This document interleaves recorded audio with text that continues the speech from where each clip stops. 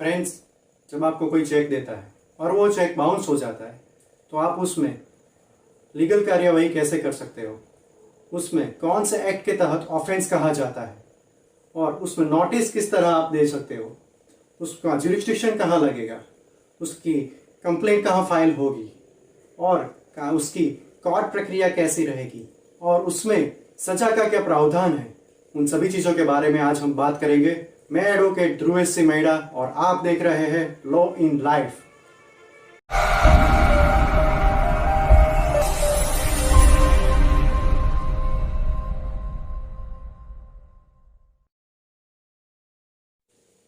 आपका जो cheque bounce होता है और चेक बाउंस होने के बाद आपको जो रिटर्न मेमो स्लिप मिलती है, वो रिटर्न मेमो स्लिप जिस तारीख की हो उस तारीख से 30 दिन में आपको उनके खिलाफ, जो आपको चेक दिया था उनके खिलाफ नोटिस जारी करना होगा। वो नोटिस नेगोशिएबल इंस्ट्रूमेंट एक्ट की सेक्शन 138 के तहत का होगा। उसमें आपको लिखना होगा कि नोटिस आपको सर्व होते ही, यानी कि जिसने आपको चेक दिया था उनको नोटिस रिसीव होते ही, रिसीव तारीख से 15 दिन के अंदर आपकी चेक की अमाउंट की रकम, जो राशि है वो आपको सुपुर्द करे, वो आपको वापस दे। और अगर वो आपको आपकी रकम वापस देने में अक्षम रहते हैं तो आप वो 15 दिन खत्म होने के बाद, जो नोटिस रिसीव हुई थी उनसे बाद के 15 दिन खत्म होने के बाद के 30 दिन में आप उनके खिलाफ criminal complaint as per the negotiable instrument act की सेक्शन 138 के तहत आप दाखिल करोगे। वो कंप्लेंट जो आप दाखिल करोगे उसका जुरिस्डिक्शन कहाँ रहेगा, तो वो चेक जहां इश्यू किया गया था उस जगह जिस कोर्ट की जुरिस्डिक्शन में आती हो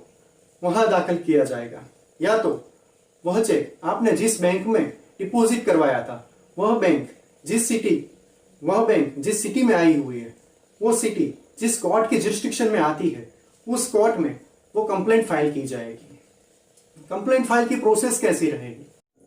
आपकी कंप्लेंट की सुनवाई जुडिशियल मजिस्ट्रेट फर्स्ट क्लास की कोर्ट में, मेट्रोपॉलिटन मजिस्ट्रेट की कोर्ट में होगी। आप चाहे तो वकील हायर कर सकते हो। और लॉ ऐसा भी कहता है कि party in person is allowed to fight his own case in the court without engaging any advocate, यानी कि आप खुद भी अपनी केस चला सकते हो। आप खुद लॉ की अच्छी नॉलेज रखते हो तो आप अपनी केस की आगे प्रक्रिया कर सकते हो। एज एडवोकेट जिस तरह केस चलाता है वैसा आप भी चला सकते हो। अपने केस की कंप्लेंट जो कंप्लेंट दाखिल की है कोर्ट में वो चला सकते हो। कोर्ट की प्रोसेस कैसी रहेगी उसके बारे में चर्चा करें तो कोर्ट प्रोसेस में वेरिफिकेशन, जज साहब आपका वेरिफिकेशन करेंगे। उसमें आपको पूछा जाएगा आपका नाम क्या है, आप कहाँ रहने वाले हो, इस एक्यूज को आप कैसे पहचानते हो और ये आपका लीगल रिकवरेबल डेब्ट कैसे बनता है, और इसमें जो अमाउंट है वो क्या आपको उसने कहाँ दिया था वो चेक, और उसमें आपको चेक बाउंस होने के बाद रिटर्न मेमो स्लिप मिला, उसमें कौन सा एंडोर्समेंट था, वो रिटर्न मेमो स्लिप आपको मिला उस तारीख से 30 दिन के अंदर आपने नोटिस दी थी, वो नोटिस रिसीव हुई या नहीं हुई तो उसमें 15 दिन का अल्टीमेटम था, तो 15 दिन के अल्टीमेटम के बाद उसने आपको पैसे पार्ट पेमेंट या कुछ उसमें सेटलमेंट हुआ या नहीं हुआ, और नहीं हुआ तो क्या उसमें 15 दिन के बाद जो अल्टीमेटम के थे उसके बाद 30 दिनों में आपने एक कंप्लेंट फाइल की है, ये कॉज ऑफ एक्शन अराइज हुआ है, उसके बाद के 30 दिन में क्या आप कंप्लेंट फाइल की है लिमिटेशन में, वो सभी पहलू को ध्यान पे रखते हुए ये वेरिफिकेशन करने के बाद कंप्लेंट ग्रांट करते हैं। और कंप्लेंट ग्रांट करने के बाद ये तारीख होती है, उस तारीख पे उसको समन्स जारी किया जाता है एक्यूज के खिलाफ, और एक्यूज हाजिर होता है कोर्ट में। अगर एक्यूज को समन्स रिसीव हो जाता है और वो हाजिर नहीं होता कोर्ट में तो उसको बेलेबल वारंट इश्यू किया जाता है, और बेलेबल वारंट इश्यू करने के बाद भी वो हाजिर नहीं होता, नॉन बेलेबल वारंट इश्यू किया जाता है। और मान लीजिए वो हाजिर होता है तो कोर्ट में जो हाजिर होता है समन्स रिसीव होने के बाद एक्यूज, तो एक्यूज की प्ली ले जाती है, ट्रायल जज उसकी प्ली लेते हैं और उसमें प्ली के दौरान उसके सवालात करते हैं कि आपके खिलाफ जो कंप्लेनेंट ने एलिगेशन लगाए हैं उसके बारे में आप क्या कहना चाहोगे, कि आप उसको कबूल करते हो या नहीं, या गिल्टी और नॉट गिल्टी। तो वो कहता है कि यस आई एम गिल्टी, तो देन ये ऑर्डर पे चली जाती है। अदरवाइज वो कबूल नहीं करता अपने गुनाह को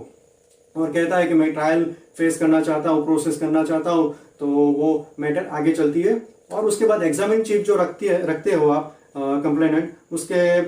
आधार पे वो एक्यूज के एडवोकेट आपकी क्रॉस लेते हैं, आपकी कंप्लेनेंट की क्रॉस कंप्लीट होने के बाद स्टेज आता है एफएस का। फर्दर स्टेटमेंट में as per the CrPC of section 313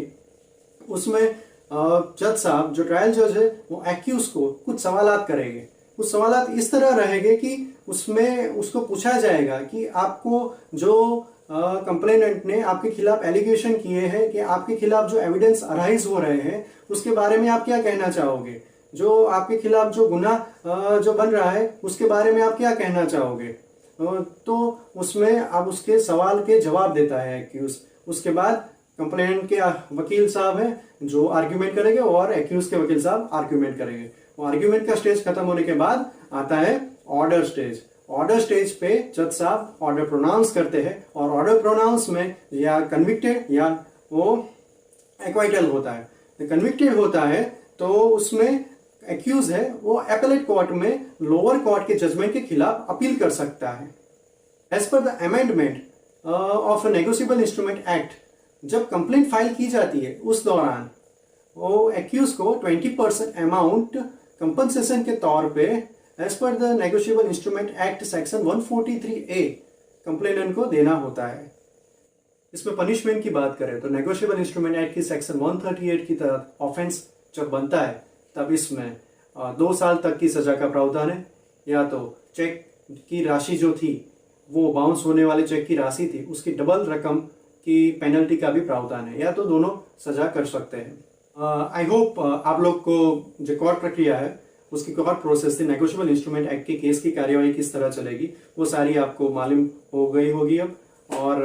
आप अच्छी तरह से अपने चेक बाउंस होने के बाद अपने पैसे अच्छी तरह से निकलवा पाओगे और आपको जस्टिस मिलेगा। Thank you.